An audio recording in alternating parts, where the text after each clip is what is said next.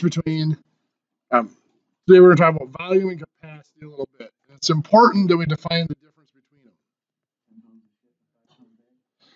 Well, volume and capacity really they describe the same thing just from two different angles. Volume is calculated from lengths.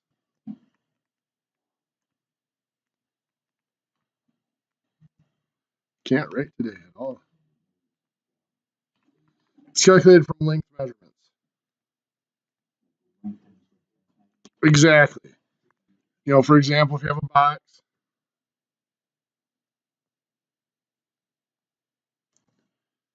yeah, we've found that volume is length times width times height.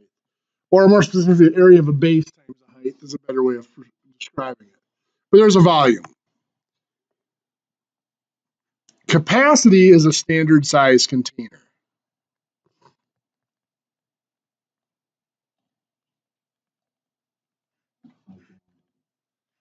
Kind of, yeah. Now they both measure how much something holds, you know, how much is inside of an object. So they really measure the same thing, it's just approaching it from two different angles. In the standard system, however, volume and capacity were never meant to work together. It was centuries later that they were finally forced to work together. We just decided we wanted them to work together, so we made them. So we obviously know our units for volume. You know, cubic inches, cubic feet, cubic yards, and so on. For standard capacity, let's start out with the gallon.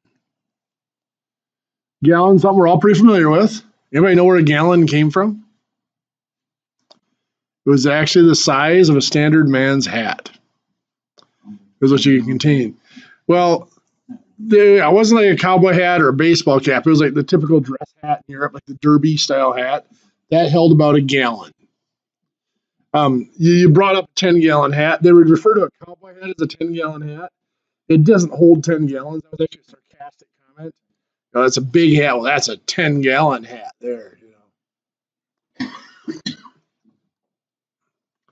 know. The word gallon actually came from a brand name, I believe, on one of the hats was a gallon. Smaller than a gallon, we have, well, I suppose you could have a half gallon, but we're going to go to quart. How many quarts are in a gallon? 4. And actually, the word quart actually came from a quarter gallon. They divided up the gallon into quarters and used a quarter gallon. Now, I don't know why a quarter gallon stuck over a half gallon, but it did. Smaller than a quart, we have a pint. How many pints are in a quart? 2 pints in a quart. 8 pints in a gallon. 2 pints in a quart. A pint and quart were not units that were together. A pint was a standard size for a drinking glass or preserves for preserving food, for canning. You know, you hear a pint of ale, a pint of beer, whatever. That was just a standard size. It was adjusted later so that it became 2 pints equals a quart. Smaller than a pint. Cup. How many cups are in a pint? 2 cups in a pint. Now our gallon, quart, and pint were all what we consider to be liquid measure.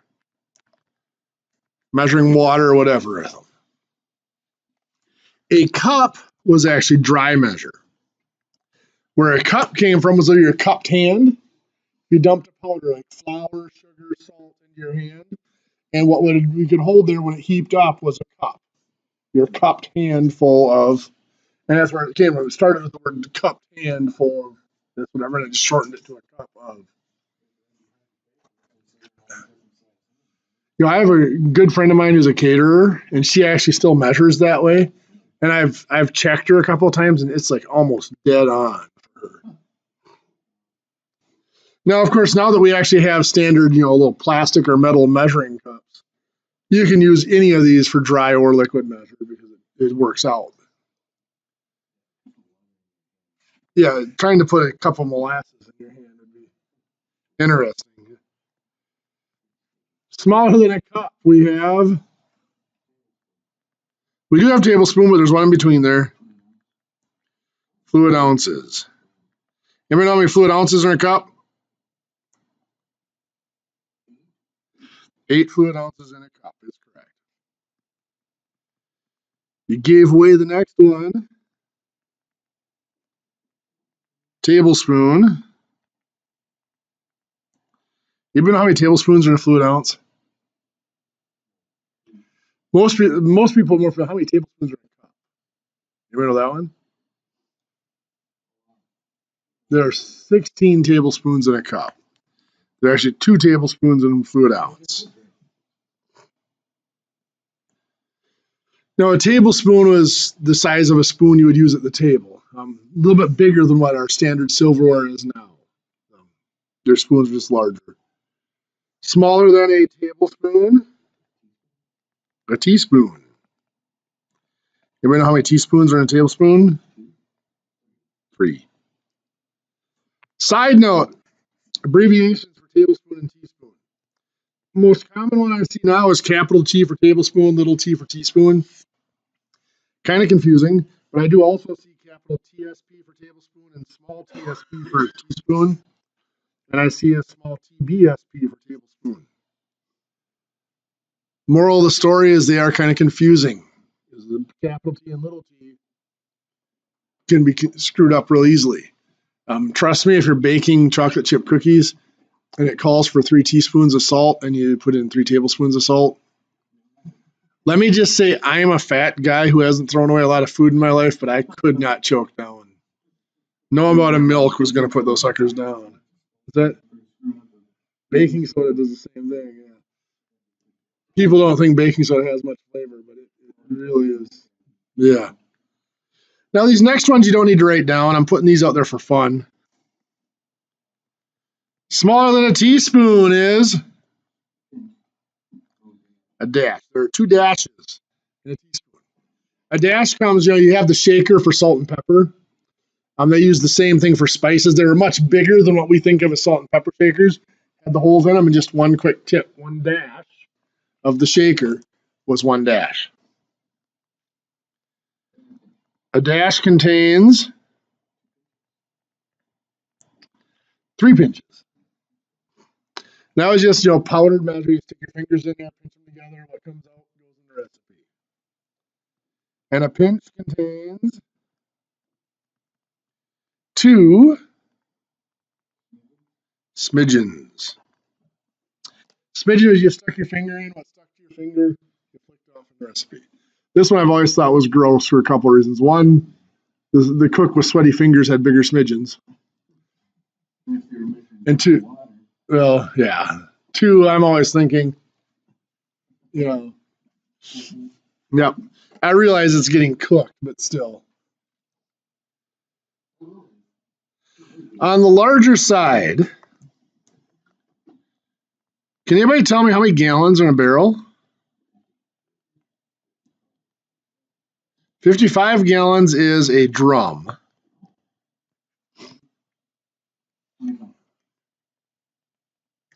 No hardcore drinkers in here. Quarter barrel is 7 7/8 gallons. 1 barrel is 31.5 gallons.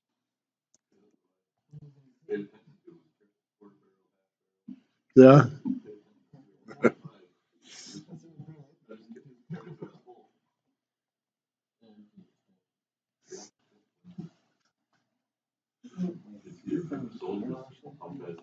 For what? A bushel? That one's actually pretty straight up. 8 gallons in a bushel.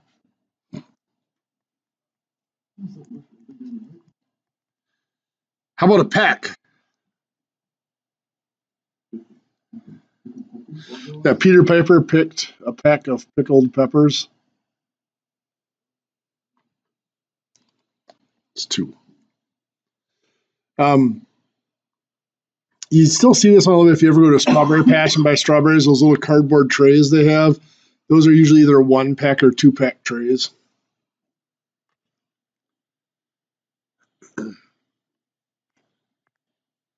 That's about it for the unusual. There's a hogshead, which, yeah, we're not going to get into that. Well, come on, you started it. You brought it up. Well, partly because I don't remember what a hogshead is.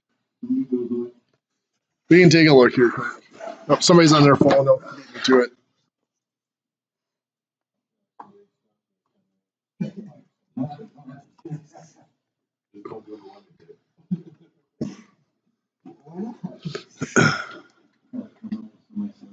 A hogshead, I think, is like 4 barrels or something like that.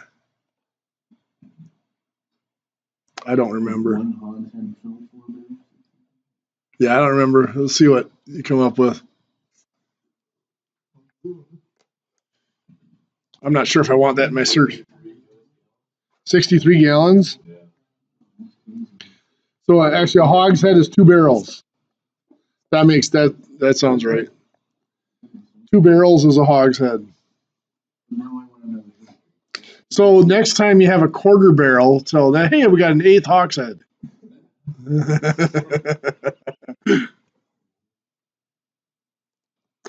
And I don't know why that's a hogshead. Because, yeah, I mean, the size of a hogshead and not that big.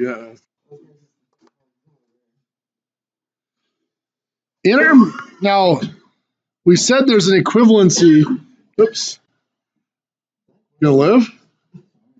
No, that's okay. I'm just worried about you. We said there is a relationship between volume and capacity. 1 gallon, it's not equals, it's approximately equals. It's a little wavy equal sign. 231 cubic inches. 1 cubic foot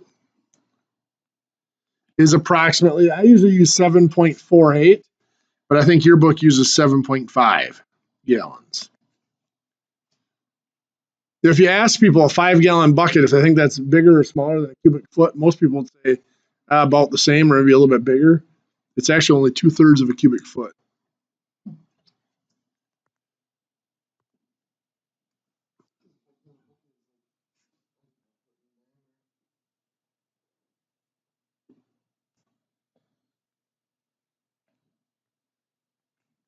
So let's say we have a tank here that is,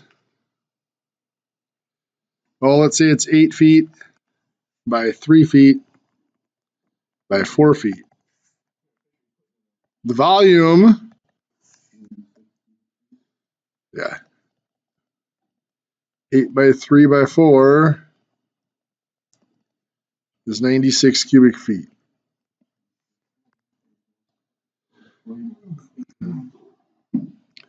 96 cubic feet, this is where this conversion factor comes in. 1 cubic foot is about 7.5 gallons. Yeah, you went the wrong way. 720 gallons. So it's a relatively simple conversion.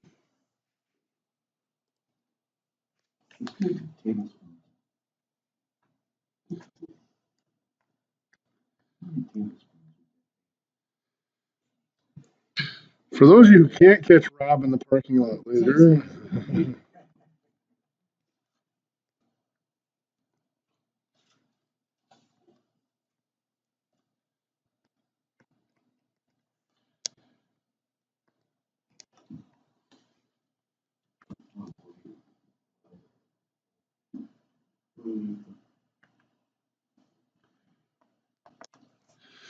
find how many gallons that thing holds. I'll give you. So find the volume, we're gonna get the area of a base. So I'm just gonna cut this like that. This rectangle is 4 feet by what? By 2 feet. 1 foot here, 1 foot there. So that's a 1 foot radius. So a 2 foot diameter.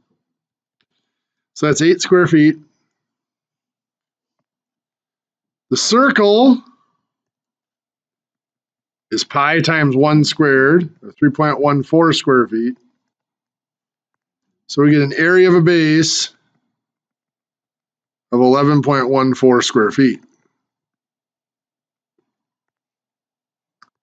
So the volume, 11.14 square feet times 8 feet, is 89.12 cubic feet.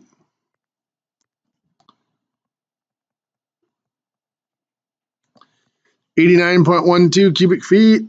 Put this cubic feet, gallons, 735.9, you see? Gallons.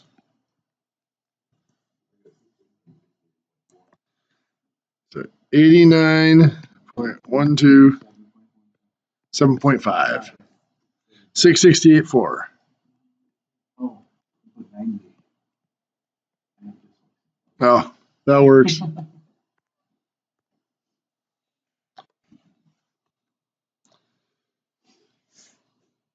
Metric. Of course, our units of volume in the metric system. Millimeters cubed, centimeters cubed, meters cubed, decimeter cubed. Well, that last one probably haven't ever heard of before, but there's a reason why I put it up there. We're not going to mention a kilometer cubed because, well, that'd be like saying a mile cubed, and that's kind of silly. Capacity. The unit of capacity in the metric system is a liter. Don't be shocked if you see it spelled that way, TRE, the European spelling, and it seems to be catching on in the US. I was always taught you abbreviated liter with a capital L. Had to be a capital L. I didn't find out until years later the reason why. And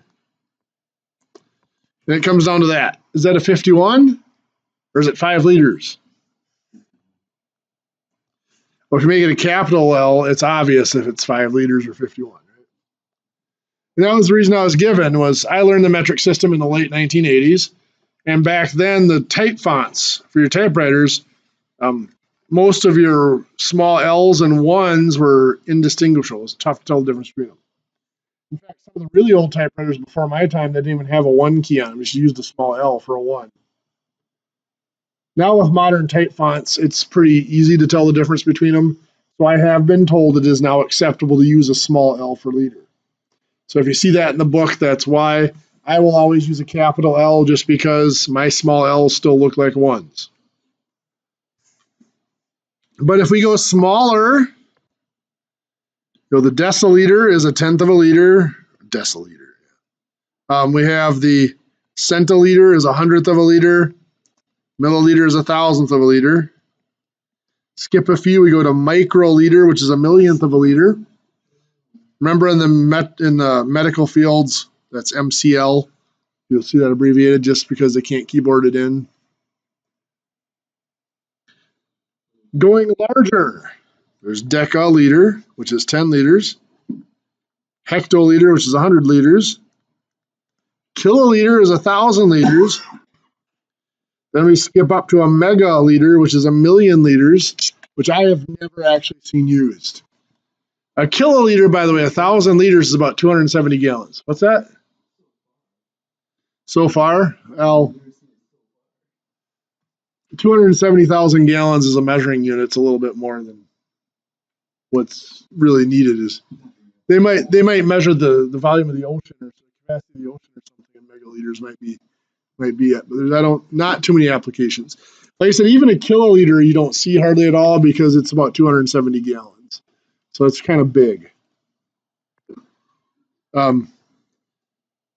We talked about in the standard system how clumsy that conversion was between volume and capacity. They solved that in the metric system. 1 milliliter is defined to be 1 cubic centimeter. Now it works out kind of cool because that makes 1 liter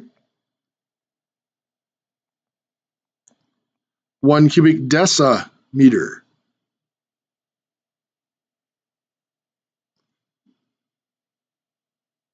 That's why I put the decimeters cubed up here, just because of that relationship. So if we are converting in the metric system, let's say we have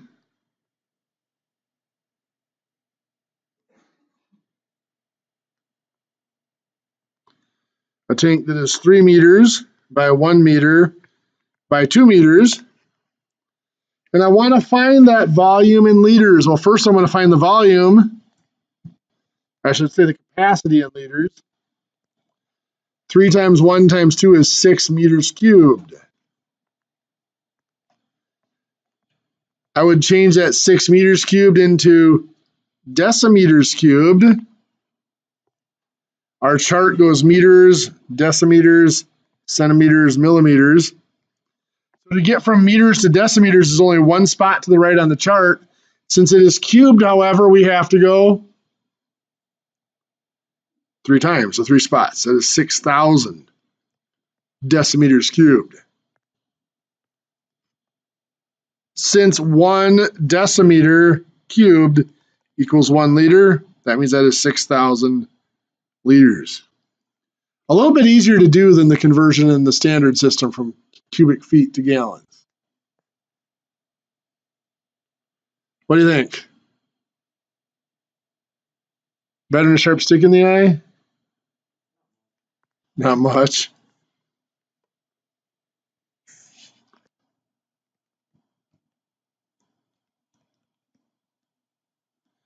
In the big book,